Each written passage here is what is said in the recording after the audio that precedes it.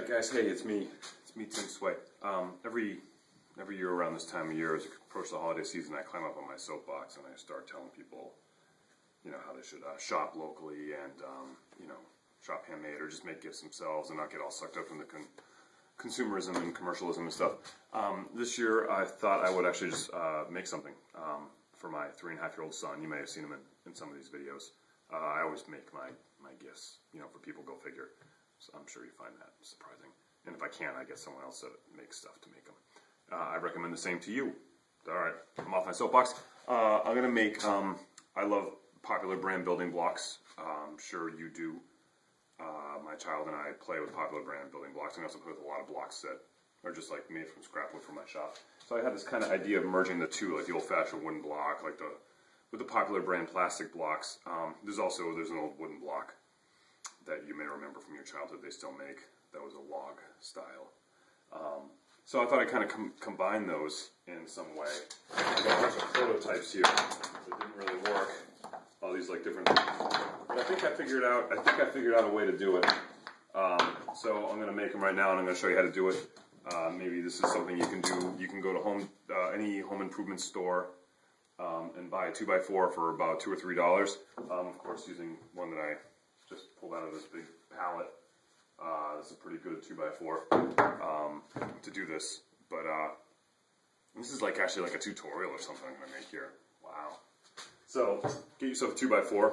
That's where we start, and then we go over to the table saw. I'll meet you over there. 2x4s are actually 1.5 inches by 3.5 inches. What I want to do is I want to make it 3 inches.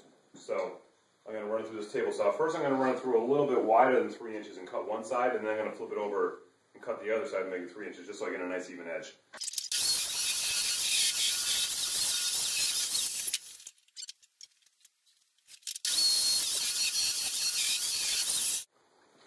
Just to make this piece of wood more manageable, I'm gonna cut it in half. Oh, I forgot to mention, don't tell my son about this video because this is his Christmas gift. Okay, what I have is a 3/4 inch router bit in my router table, and it's pretty low. I just got it sticking out just a little bit.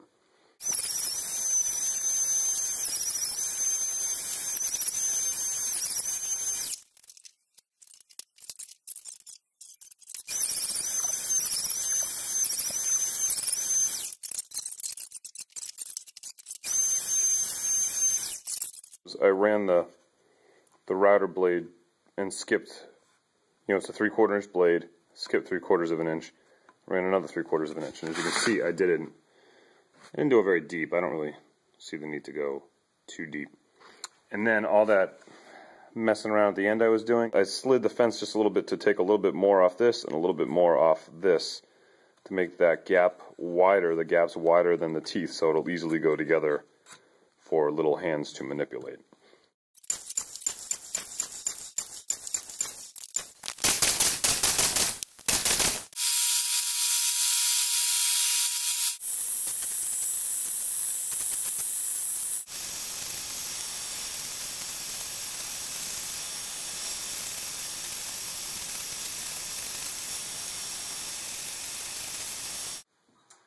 Now all I'm doing here is using a little bit of mineral oil that I got at a supermarket as nice little laxatives.